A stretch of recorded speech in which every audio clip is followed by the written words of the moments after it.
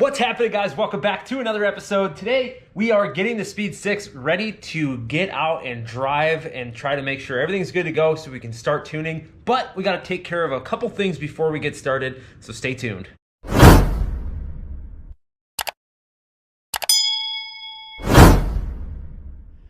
All right, guys, I got new oil on deck. I usually use Rotella T6. I'm actually thinking about switching to a different weight and different style oil for the summer during the hotter months, but we'll get to that at a later date.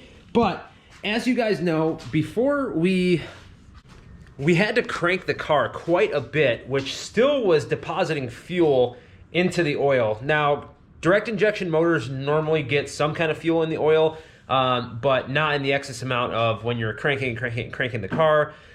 So what I want to do, and especially before I drained it the last time, there was a ton of fuel in the oil, if you guys can remember. So I definitely want to give the engine a good flush and treatment before I do the next oil change. So I went ahead and did some research. I was originally going to go with the liquid moly engine flush, but none of the places around here had it in stock. So I did some research, and the next best thing was this Motor Medic synthetic oil motor flush.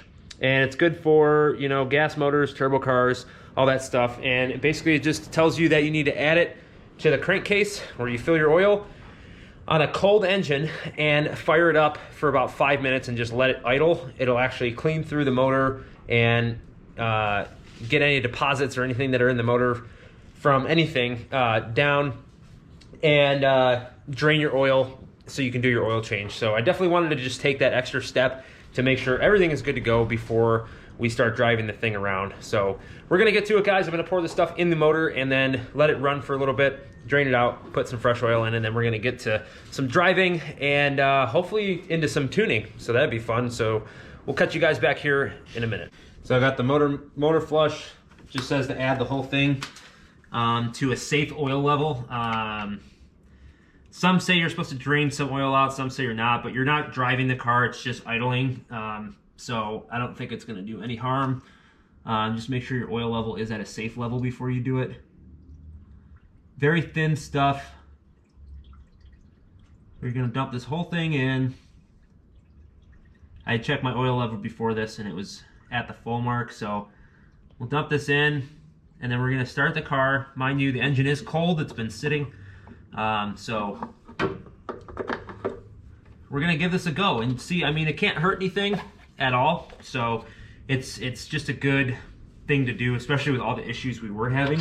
So I'm gonna put this back on. We're gonna get you guys a nice cold start, a quiet cold start that is, because you know, we do want to change up our exhaust, and I think we made a decision on what we want to do as far as getting the exhaust a little bit louder. So yeah, I'm gonna let that drain down in the pan real quick, and then I'm gonna fire the car up for you guys and get this party started.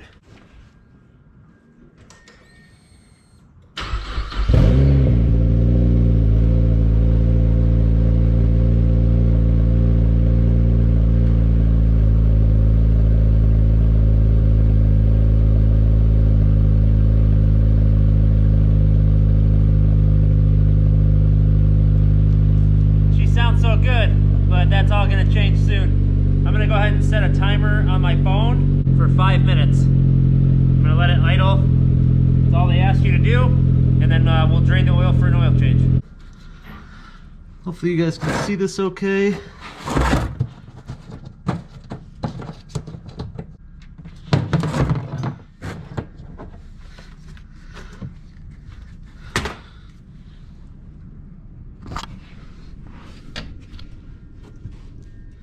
So straight away, very runny.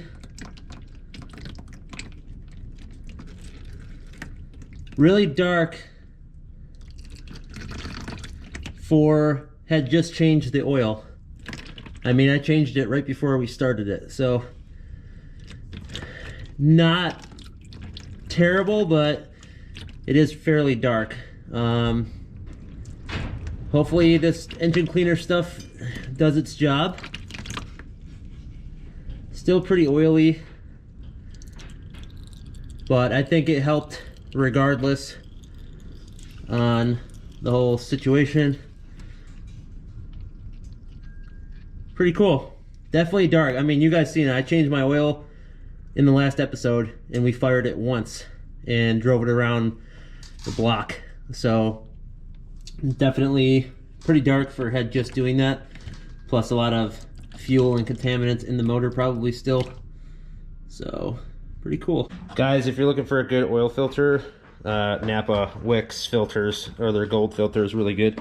I use nothing else. It's just a really good quality filter. So a lot of guys will tell you the same, but we're about to put oil in this thing and get ready to go. All right, guys, so it is the next day. I ended up taking the car just around the block and got like an idle log, a very slow RPM second gear log, and then like a partial hit for Justin. And I didn't film it just because I really wanted to give my full attention to the car and not worry about the camera.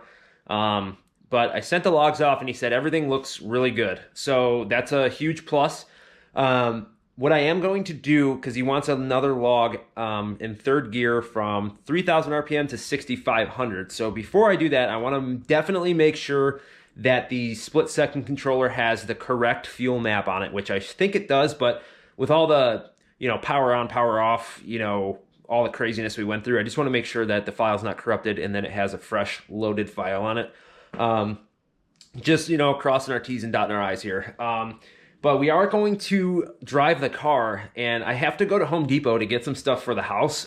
So I figured, why not take it there as a trip? There is a noise coming from the front of the car under acceleration. I don't think it's the motor at all. I think it's one of two things. It's either a clutch noise or it is a pulley, like one of the drive pulleys or idle pulley or tensioner. Because it almost sounds like that kind of noise. So we'll definitely look into that. But we're gonna get this fuel map loaded on the car. Got the computer firing up here, and then split second controller plugged in. Just got to hook up to the computer, and we'll be good to go. Fire this thing up, let it warm up to temperature, and then check some things over. And we're gonna go on the first maiden voyage, boys. And I'm bringing you guys along with. I'm gonna have the GoPro head mount on and kind of drive with you guys and let you know how everything feels, and bring everybody along for the first ride, because you guys deserve it as much as I do. So stay tuned. We're gonna get everything loaded on here, and then we'll jump in the car. Whoa, guys, tough break. Literally a minute and a half into my drive, the car died. And I don't know what it is yet, but the wife is on a recovery mission to pick me up. Here's what's going on. It's not like last time. This is something else. I'm almost thinking it's an ECU issue, because I still have the one we swapped in here. But I got up to more of a cruising speed and the car just shut off. Now, it's not a power issue. It shut off like it just lost communication, and my access port won't communicate with the ECU. So what I'm going to do is go back to the house, grab the other ECU, come plug it in, and hopefully we'll be able to fire the car up. Yeah, because the starter won't even engage. I'll just push the clutch in and start. Literally nothing. So tough break, but hey, race car is life. We'll figure it out. So guys, figured it out, and it was pretty silly. I got the car to fire back up already, but what it was is an ignition fuse by my foot inside. This ignition harness, where I had the watt box hooked up, I had repaired it back to factory wire, but this brass fitting was actually resting on the wire and caused it to blow a fuse. So I'm going to tape it up, and we're going to bring it back to the house, and I think I just need to do a better once over of everything, and we'll go back out. Well guys, not going so good for me. You guys saw that it died on the road, and we got it back up and running, but this thing is smoking so bad, and it's blue smoke, a lot of it at idle and when you give it throttle. So that means oil is in the combustion chamber, and I don't know why or how. When we did our leak down test, it was near perfect. The valves weren't leaking, so I don't understand why there would be that much oil dripping into the combustion chamber. It just doesn't make any sense. So I got to do some digging. I'm like really fed up with this thing. You know, this might turn into a pulling the motor and yanking it apart to try to figure it out. I don't know if there's bad valve stems or seals or something that are causing oil to drip by, but I don't know, man. This just sucks. It really does.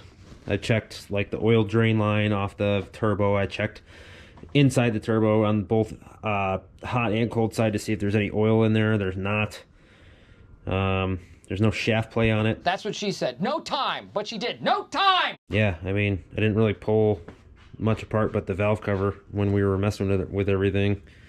New injectors and high pressure fuel pump. That's really it. I'm gonna pull off the high pressure fuel pump and make sure nothing like on the rebuild fell apart. But I mean, it's just dumping smoke. I mean, I'm not losing like coolant, so I don't think it's like head gasket or anything. And I'm not really losing a ton of oil either at all. Still looks pretty clean, a little dark, but I just don't know what would be causing it, man. It's tough. I don't know what to do. I might just be better off pulling this thing out, man, and breaking it down and try to figure out what's going on. But not what you guys were looking for, I know that, but I mean, just sucks. I haven't really been able to drive this thing at all. I mean, we put it together and then we were doing good. We were ripping for a little bit, and then, you know, it was wintertime and we ran into some breakup issues, and then powder coating, and then it died on me, and then we were down for a few months, and yeah, I don't know. It's a big pain in the butt, I'll tell you that. But I don't know. I was gonna try, I was gonna do some like engine stop leak or like no smoke, but I don't want to make something worse. A lot of those additives sometimes like really gum the engine up, and I don't want to make anything worse than it is. But yeah, this is unfortunate, man. I put a lot of work into this thing and I got really nothing out of it, so it sucks. I don't know what's in the future right now. Post what you guys think down in the comments. You know, there's really nothing else to do to check externally. I mean, I think the motor might have to come out, to be honest. So we're gonna dig through some stuff. Worst case scenario, I pull the head and see what we got, but yeah, it's not looking promising. Unfortunately, there's no other signs that point to anything that would cause smoking but seals or stems or something. So I'll throw a little clip in from my phone that I took of the smoking. You guys could check that out right here.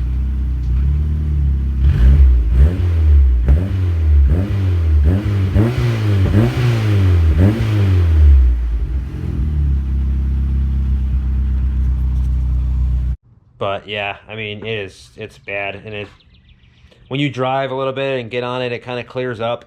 But once you come down off the throttle, you can tell it starts pooling up more when you're just sitting still, and it just smokes like crazy. So I don't know if it's the rings or what, but like I said, the leak down was okay on all cylinders, so we'll see.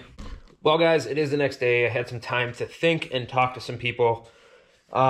Before we start doing anything drastic, I was actually talking to Justin at FREEKTUNE, and he said that precision turbos are known to smoke a little bit.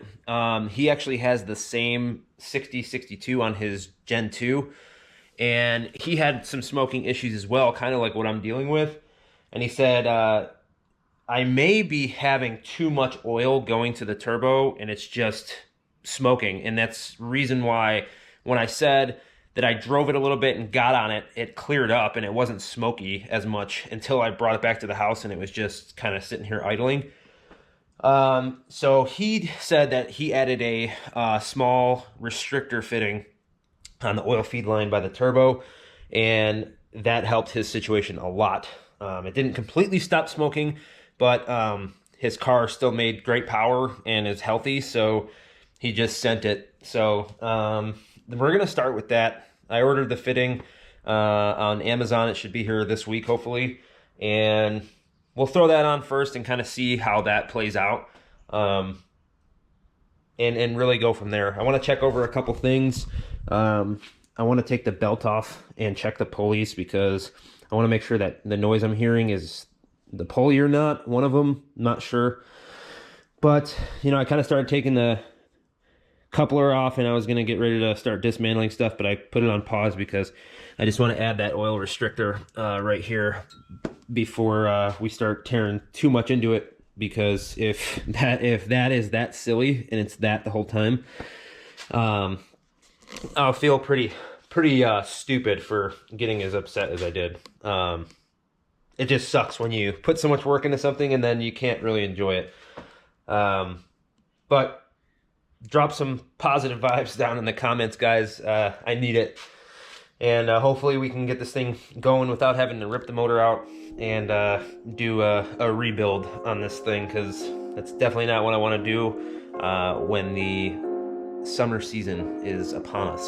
So definitely stay tuned. Drop some love down in the comments below. Give this video a thumbs up. Pray for the next one to be with some more positivity. But until next time, guys, we'll see you later. Peace.